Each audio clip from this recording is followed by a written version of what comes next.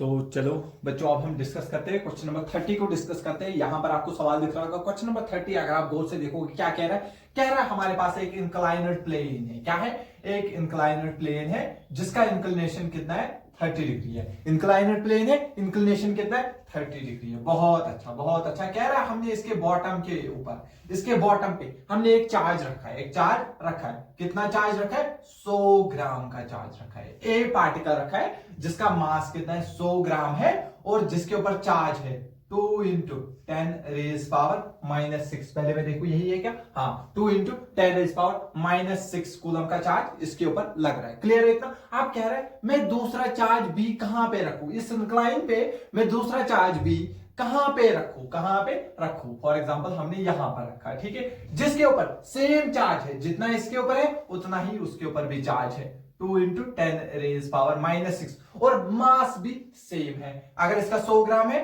तो इसका भी 100 ग्राम मास है। क्लियर है? सो दैट ये बी वाला पार्टिकल इक्विलिब्रियम में रहे। इक्विलिब्रियम मतलब net force zero. Sir net force कैसे जीरो होगा? आप देखो इस पे कौन कौन सा फोर्स लग रहा है। अगर ध्यान से देखोगे ये एंगल है 30 डिग्री। सर इसको नीचे लग रहा होगा mg sin 30 डिग्री। क्या इतना क्लियर है? हाँ सर, ये तो समझ आ रहा है। सर ये भी पॉजिटिव, ये भी पॉजिटिव एक दूसरे को रिपल कर रहे होंगे। बहुत बढ़िया। किधर रिपल कर रहे होंगे? बाहर की तरफ। के की वैल्यू सर 9 इंटू 10⁻⁹। Q1 की वैल्यू सर 2 इंटू 10⁻⁻⁶। Q2 की भी सेम है तो इसका स्क्वायर होगा, डिवाइड बाय, सर इनके बीच में सेपरेशन है वही तो निकालनी है, कितना दूर रखना है। तो फॉर एग्जांपल अगर हम उसको L रखेंगे, that means divide by L का होल स्क्वायर। क्लियर है इतना? हाँ सर, इतना समझ आ रहा है। दैट मींस इक्विलिब्रियम में कब होगा? सर जब ऊपर वाला फोर्स नीचे वाले फोर्स के बराबर होगा। तो सर आप कह रहे चाहते हो mg sin थीटा को मुझे इसके बराबर करना है। हाँ, m की वैल्यू सर कितनी है? 100 ग्राम, यानी कि 100 डिवाइड बाय 1000। अब ये किस में आ गया सर? kg में आ गया। g के बदले में 10 की वैल्यू डालता हूं। sin 30 होता है सर 1 डिवाइड बाय 2। क्लियर है? ये हो गया नीचे वाला फोर्स बराबर ऊपर वाला फोर्स कितना है सर? 9 into sir 10⁻⁹। सर 2 का स्क्वायर होता है 4, 10⁻⁻ माइनस इसका स्क्वायर हो जाएगा 10⁻⁻12 divide by sir L square. इतना क्लियर है? हाँ सर। तो सर देखिए 100 इंटू 10 हो गया 1000, और 1000 हो गया कैंसल। दैट मीन सर यहां से बच गया 1/2। मुझे L चाहिए, इसको इधर भेजो, L स्क्वायर को इस साइड भेजो।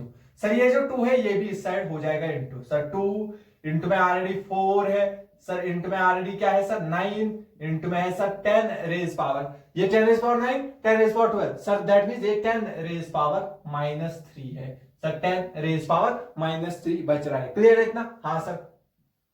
अगर आप ध्यान से देखोगे 9 4 जा कितना होता है सर? 36 होता है। 36 इंटू 2 कितना होता है सर? 72 होता है। सर 72 होता है। और सर ये है 10⁻⁻³ अगर ध्यान से देखोगे, अगर ध्यान से देखोगे मुझे कुछ दिख रहा है यहाँ पे। अगर मैं इसको 720 लिखूं, यानी कि डिवाइड भी 10 से करूं, मल्टीप्लाई भी करूं, तो ये 10⁻⁻⁴ बनेगा। फिर मुझे क्या है, ये L स्क्वायर के बराबर है। तो मुझे क्या चाहिए? L। दैट मींस मुझे इस साइड क्या भेजना पड़ेगा? रूट भेजूंगा। जब इसका रूट होगा तो 720 का रूट, इसका रूट हो जाएगा सर, ये बनेगा 10⁻⁻², क्योंकि 1/2 से कट जाएगा। क्लियर है इतना? हाँ सर। तो सर ये 720 आपको पता होना चाहिए। 720 अगर आप ऑलमोस्ट देखोगे 27 का रूट होता है 729, लेकिन ये 720 है तो ऑलमोस्ट मैं इसको 27 मान सकता हूं। 10⁻, ये क्या हो गया 10⁻⁻² इंटू 10⁻⁻², तो फिर ये आ जाएगा आंसर मीटर में। लेकिन अगर आपको सेंटीमीटर में आंसर लिखना है तो आप लिख सकते हो 27, दैट मींस इसके 10⁻⁻² मींस मीटर, सेंटीमीटर सॉरी। तो ये 27 सेंटीमीटर, चाहे आप 27 10⁻⁻² मीटर देखो और बुक में आंसर दिया है 27 सेंटीमीटर। क्लियरली समझ आ गया? आई होप ये आपको समझ आ गया होगा। तो ठीक है, फिर हम मिलते हैं अब नेक्स्ट क्वेश्चन में। ठीक है, तो चलिए।